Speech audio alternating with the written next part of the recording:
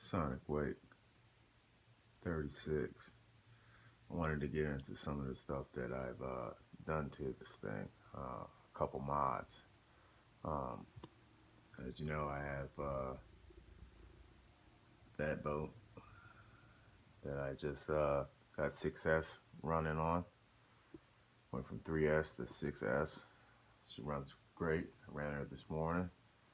Um, we'll start on the outside of this thing before I pull the top off of this thing. So,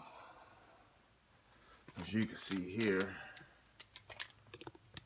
I'm running a different tubing here in the rear.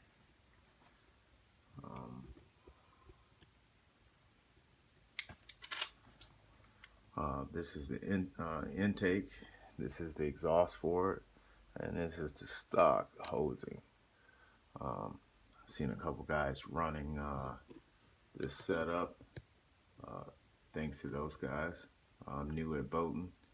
And another thing, 3-bladed prop, which this is the stock one in the bag. This is what I picked up from Offshore Electric. I don't know if you can see that. It went from a 38 to a 40. And it gets on plane pretty fast. I had issues with using up a lot of my battery, trying to get it up on plane, a lot of RPMs. I mean, it's a pretty heavy boat. That's why it outperforms the Traxxas. I have plenty of boats. I've seen a lot of footage. I watch them in detail. You know, I know the difference. I'll get into the piping on this thing real quick. Alright, so as you can see here, I'll zoom in a little bit. The truck's in the way.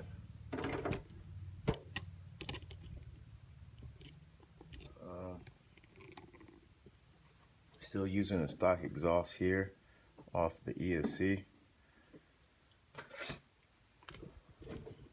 Leaning her over. That's the only thing still stock on this piping. I went with a 8mm off of the prop.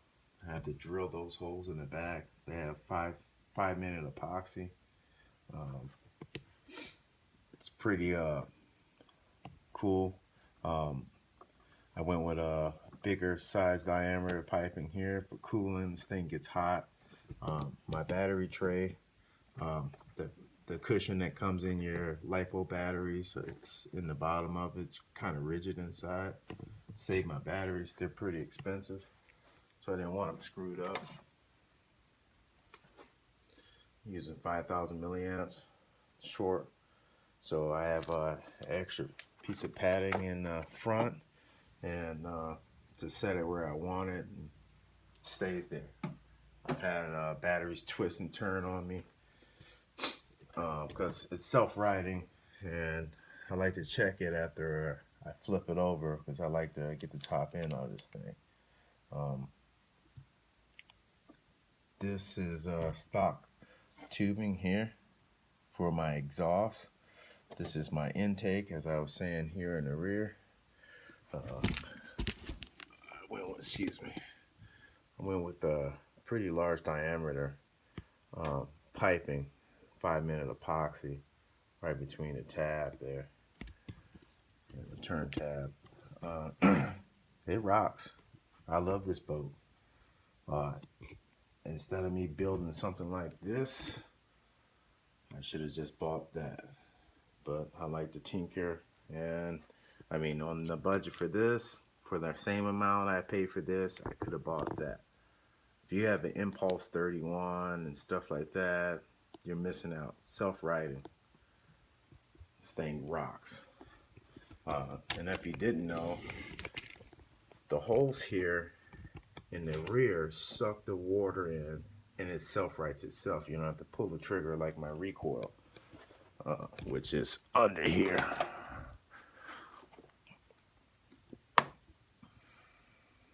The 17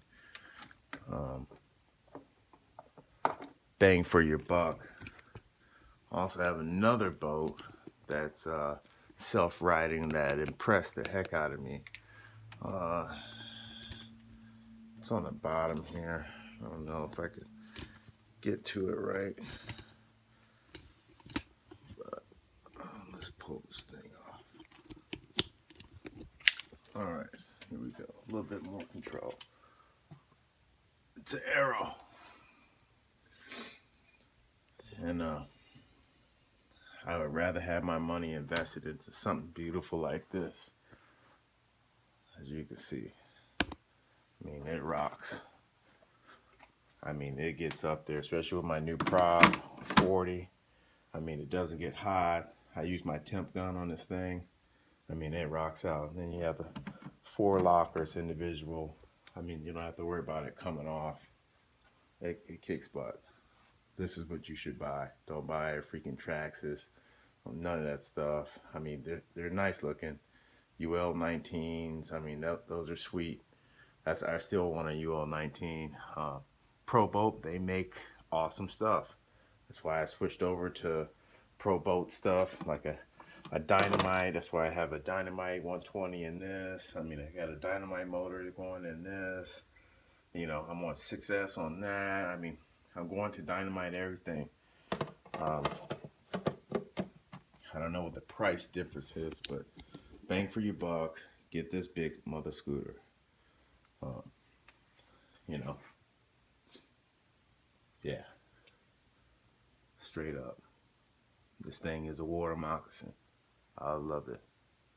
All right, like and subscribe. If you got any questions and you don't like what I did, I mean, you know, any tips you want me to do, I mean, I welcome it all.